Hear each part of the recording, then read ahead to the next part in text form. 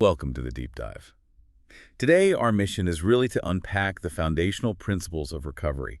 It's an extraordinary journey, isn't it? This whole idea of personal transformation, often wrapped up in the 12 steps. It really is. And we've got a great set of sources to draw from: historical texts, the foundational stuff, but also, cutting edge neurobiology, deep psychological insights. It's quite a mix. Absolutely. And our goal isn't just, well, looking at how people stop using something, right? No, not at all. It's much bigger. It's about how they fundamentally reconstruct their lives, like a total rebuild.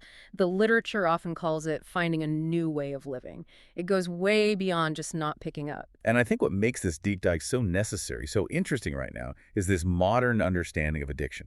We really have to get past seeing it as just, I don't know, a moral failing or only a chemical thing. Exactly. It's so much more complex. We're really looking at addiction as, well, a kind of learning disorder in a way. It represents these deeply ingrained conditioned responses, these memory traces.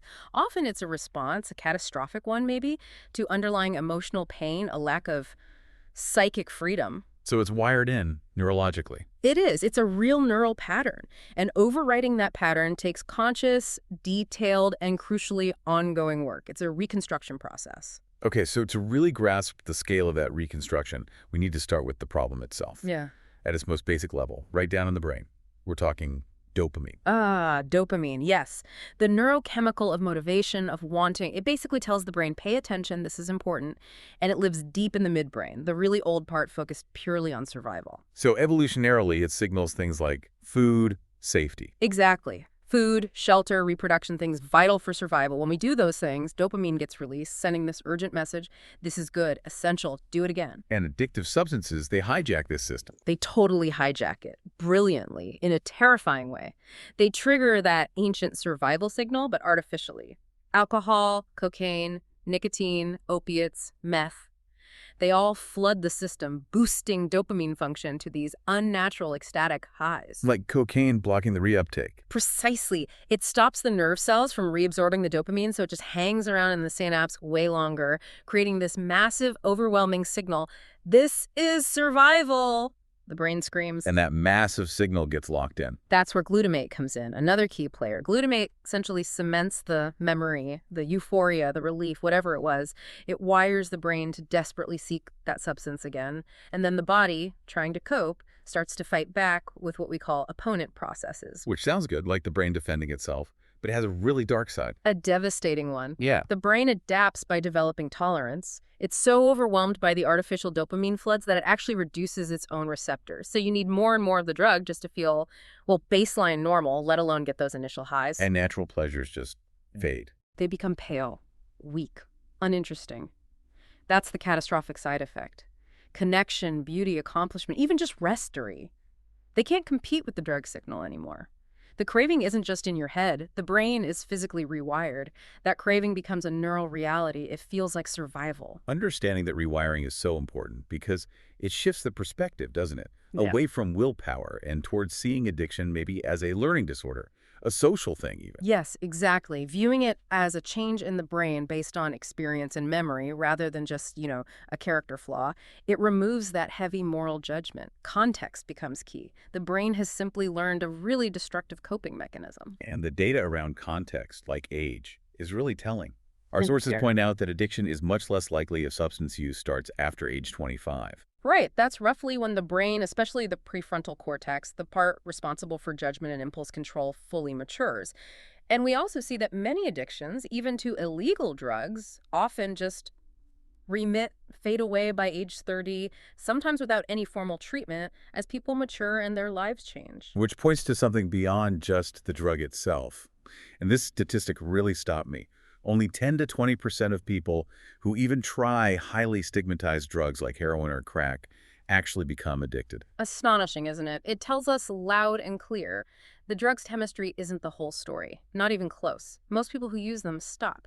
It really suggests addiction is deeply tied to underlying needs, the person's environment, their context. And the classic, almost unbelievable example of this is the Vietnam War experience. Oh, yeah, a huge case study. American soldiers over there had sky-high rates of heroin addiction, understandably terrifying for everyone back home. Right. But then, When they came back. when they were removed from that extreme stress, the terror, the isolation of combat, and returned to the relative stability of the U.S., the remission rate was incredibly high. Something like 90% just stopped. Wow. It was powerful, real-world proof. The addiction was driven by the environment, the need for escape, not some unbreakable chemical chain. Take away the unbearable situation, and often the need for the substance just dissolves. Addiction is often, at its root, about attachment, or maybe a desperate attempt to cope with overwhelming feelings or pain. But getting someone to see that reality, especially when they're in the grip of it, runs straight into this wall of denial. Personal denial, societal denial. The personal denial is enemy number one in early recovery. It's the hiding the bottles, the elaborate excuses for, needing to get away just to drink freely, the endless cycle of broken promises. I'll stop tomorrow. The texts call the disease cunning, baffling, and powerful. Those words really hit home. They do, don't they? It's cunning because it twists logic, justifies the insane, it lies. It's baffling because the person often knows it's destroying them intellectually, but they cannot stop. They've lost the power of choice. And it's powerful because of that deep neural wiring we talked about, making the craving feel absolutely essential. And then there's the cultural denial layered on top. Yeah, our sources talk about how society, communities, even families often just look away, minimize it, especially for certain groups, maybe high-functioning people or historically women. Women often reported feeling dismissed when they finally sought help because maybe it was just too uncomfortable for others to really face the problem. And the consequences pile up. Physically, obviously blackouts, organ damage, all of that. But the spiritual damage is just as profound. The sources list things like this deep spiritual emptiness, isolation, feeling totally cut off from yourself, from the world, sometimes feeling abandoned by any kind of higher power. A real loss of faith. The core of the person gets corroded. And then the impact on family, on partners. That's often the breaking point, isn't it? Risking losing a spouse, harming children, losing all respect. Absolutely. And those experiences, like the blackouts mentioned in the literature, waking up with no memory, having to ask someone, who are you?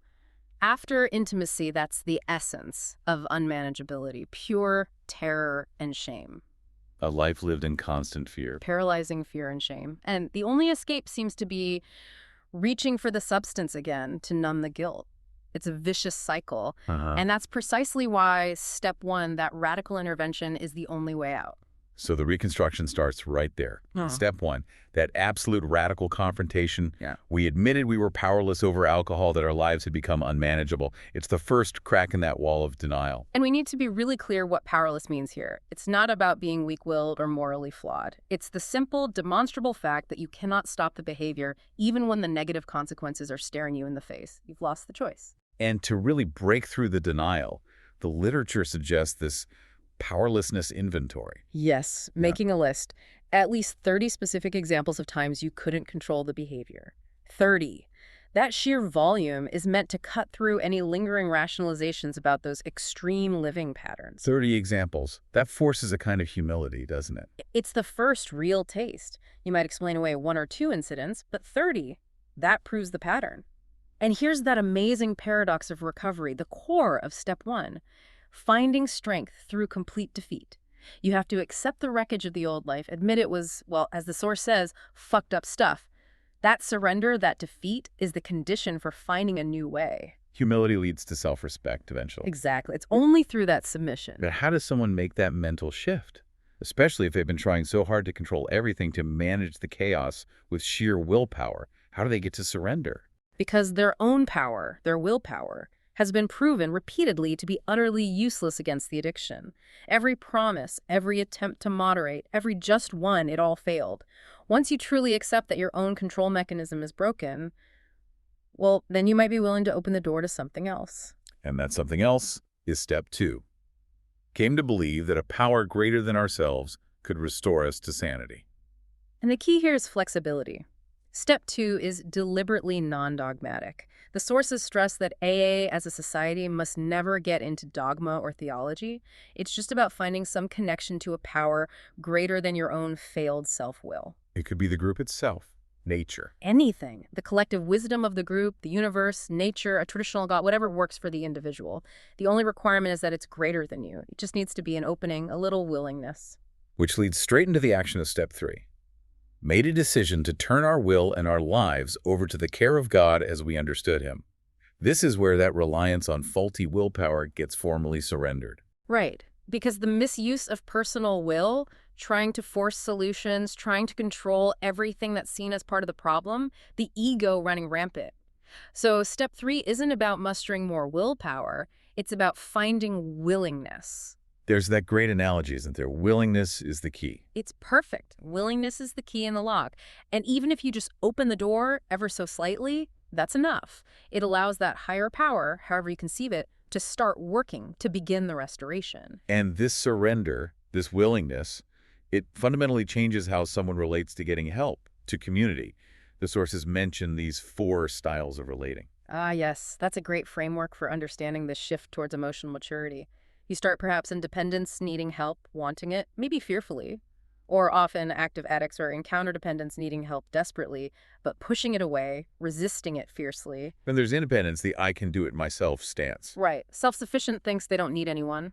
But the goal, where recovery leads, is interdependence. Being able to give and receive help appropriately. Exactly. That's the hallmark of a healthy, recovered life. Shedding the isolation of independence and the resistance of counterdependence, and finding strength in connection. And throughout this balancing act, surrender, action, connection, the Serenity Prayer acts as a constant guidepost. It really encapsulates the whole thing, doesn't it? Serenity to accept the things I cannot change. That's huge.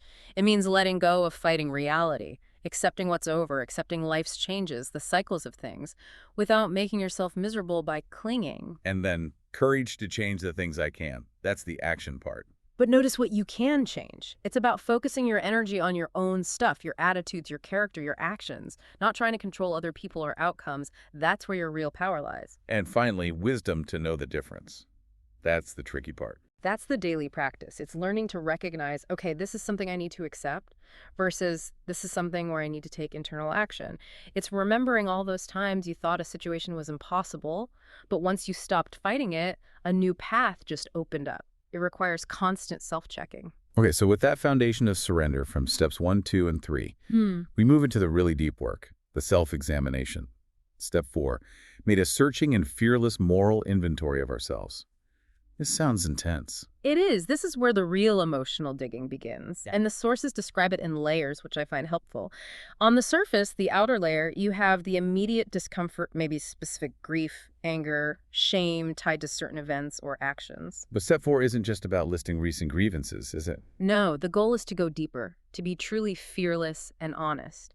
If you keep digging past that surface stuff, the sources say you eventually hit the innermost layer, this profound sense of loneliness, maybe existential estrangement. The feeling of being fundamentally alone, cut off. Yes, cut off from others, from any sense of a higher power, even from your own true self. That deep loneliness is often the very thing the addiction was trying to numb or escape. And facing that requires help. Which brings us straight to step 5. Step 5. Admit it to God, to ourselves, and to another human being the exact nature of our wrongs. Why the other human being? Why is that so critical? Because secrecy fuels shame and isolation. Just saying it out loud, sharing that hidden darkness, the resentments, the fears, especially around things like sex with another trusted person, physically breaks that isolation. It punctures the secrecy. You can't just do it alone in your head. The big book is very clear on this. A solitary self-appraisal, however honest you try to be, isn't enough. We need that outside perspective, that compassionate witness, to really see the truth about ourselves. It's where humility really starts to take root, building on that initial defeat in step 1. It puts you firmly on the road to real honesty. And step 5 often brings up difficult topics, like sexuality that might have been buried for a long time. Absolutely. Yeah. And it's crucial to address it because the literature points out sexuality isn't just about behavior. It's deeply emotional, psychological, spiritual. It involves our perceptions, our judgments, our core need for intimacy. Healing that part of ourselves, acknowledging the harms done to others and by others to us is vital for becoming whole again. And there's an important nuance in the sources, particularly for women, regarding this inventory process. Yes, a really necessary one. While the traditional focus is often heavily on listing defects and wrongs, for many women it's equally important to inventory their strengths, their successes, their positive qualities. Why is that? To get the full, exact nature of the self, not just a catalog of failings. It prevents the inventory from becoming just another tool for self-attack. It needs to be a balanced, honest self-assessment, good and bad. Okay, so after this deep, honest look inward in 4 and 5, we move towards change with steps 6 and 7. Willingness again. Step 6 is, we're entirely ready to have God remove all these defects of character. The focus here is acceptance. It's a subtle but profound insight. You can't just force yourself, through sheer will, to get rid of a character defect like resentment or self-pity. So if you see it, but you're not ready to let it go. The instruction is basically self-acceptance in that moment. Trust that the higher power will help remove it when the time is right, when you're genuinely ready spiritually. It's the opposite of that old destructive pattern of trying to crush flaws through force. And step 7 makes that readiness active. Mhm. Humbly ask him to remove our shortcomings. Right. This is active humility. The inventory showed you the problem, step 6 got you ready, and now in 7 you admit you still don't have the power to fix it yourself. You're simply asking for help, humbly. It's the final letting go of trying to control your own character transformation. Then the focus shifts outward to repairing relationships with step 8. Made a list of all persons we had harmed and became willing to make amends to them all. Just making the list itself is huge psychologically. It forces you to really think about the harm done, financial, emotional, whatever it was. It shifts the perspective from being solely the victim of the disease to acknowledging responsibility as the one who caused harm. That willingness is key before you jump into action. And the action itself is step 9. Step 9. Made direct amends to such people wherever possible, except when to do so would injure them or others. That last part is critical. Prudence, timing, good judgment, absolutely essential. The principle being. You can't buy your own peace of mind at someone else's expense. That's non-negotiable. Can you give an example of where a direct amend might be injurious? Sure. The classic example might be infidelity from years ago during active alcoholism. If the spouse never knew, is happy now, and revealing it would likely destroy the family and cause immense pain just to make the person feel better. That's injurious. And what do you do then? The amends have to be indirect. Maybe finding ways to contribute more to the family's well-being, acts of service, living amends demonstrating change through consistent positive action without the harmful disclosure. And the attitude when making amends. Humility, yes, but not groveling. Exactly. The sources say be sensible, tactful, considerate, humble, but also we stand on our feet. We don't crawl before anyone.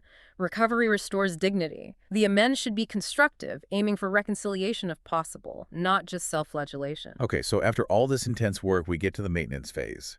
Step 10. This isn't a one-and-done deal. Not at all. Step 10 is about continuous, unremitting inventory, like a daily spot check. Watching immediately for selfishness, dishonesty, resentment, fear. When they pop up, and they will, the practices.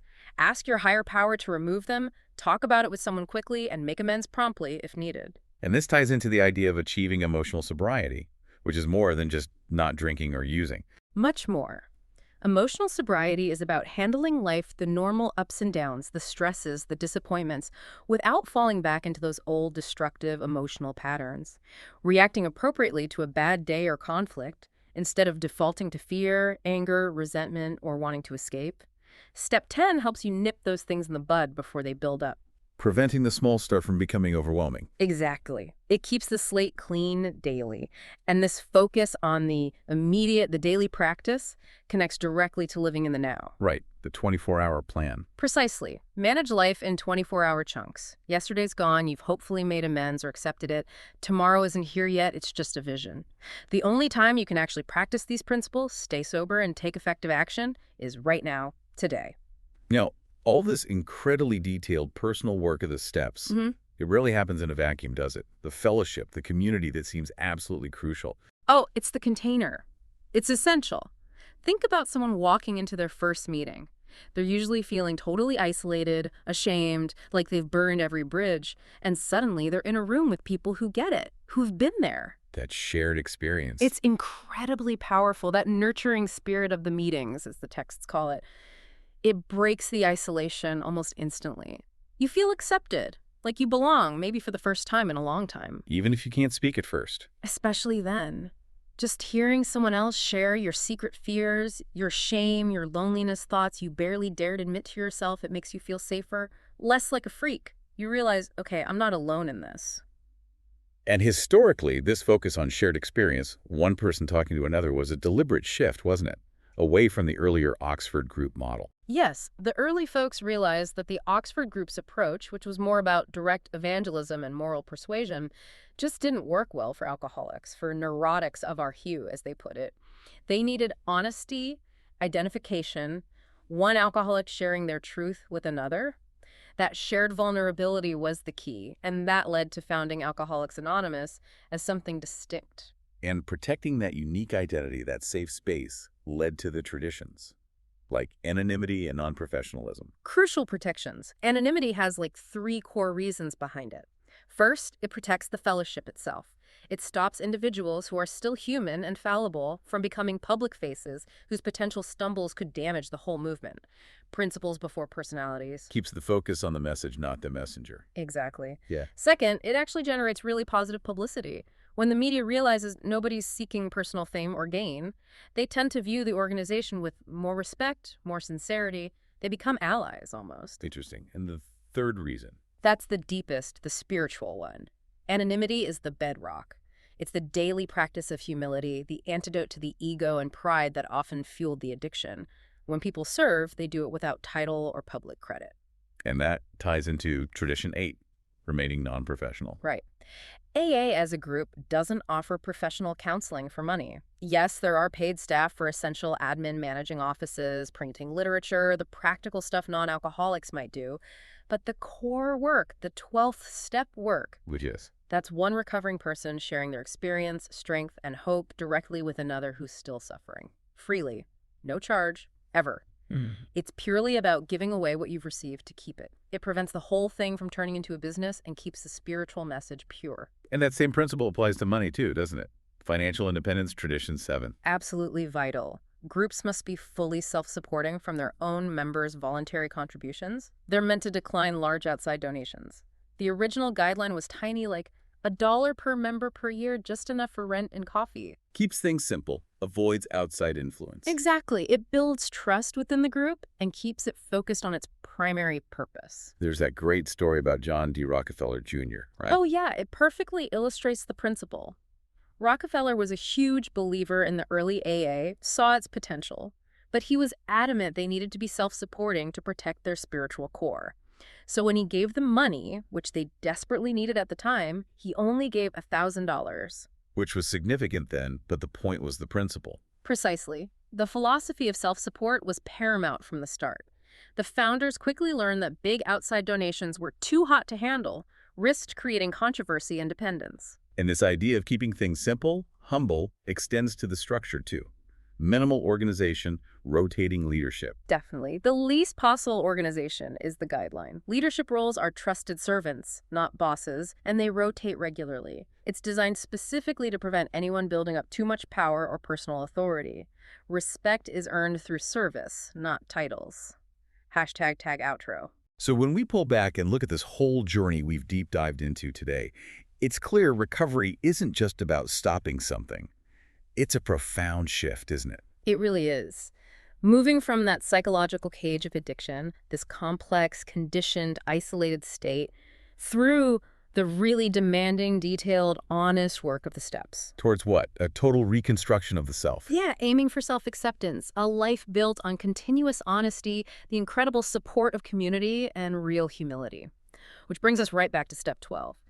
Carrying the message, yes, but also practicing these principles in all our affairs. And that practice, applying these principles to everyday life, relationships, work, that's what transforms things. turns the struggle into something else. Into what they call a joy of living. It leads towards that emotional sobriety we talked about. Learning to navigate life's bumps and challenges, the disappointments, the conflicts, not with the old fear or anger or need to escape, but with maybe acceptance, faith, patience. It reminds me of that ancient wisdom, that Sanskrit proverb. He that overcomes himself is greater than he who conquers a city. The self. That's the real territory to be reclaimed and rebuilt. The ultimate reconstruction. Right. And it takes that detailed, continuous honesty we've been exploring. So for you, the learner listening in, maybe the question to ponder, building on these foundational ideas, is this. If that self-knowledge, that self-conquest, is the path, what's the core sinful thought perhaps, or maybe that layer of isolation or fear that you're ready to start looking at today, even if it's something that needs acceptance, not force? Yeah. Just that willingness to honestly examine that hidden place, that core loneliness maybe, and perhaps even find the courage to share it with another person. That might be the most powerful step towards freedom anyone can take.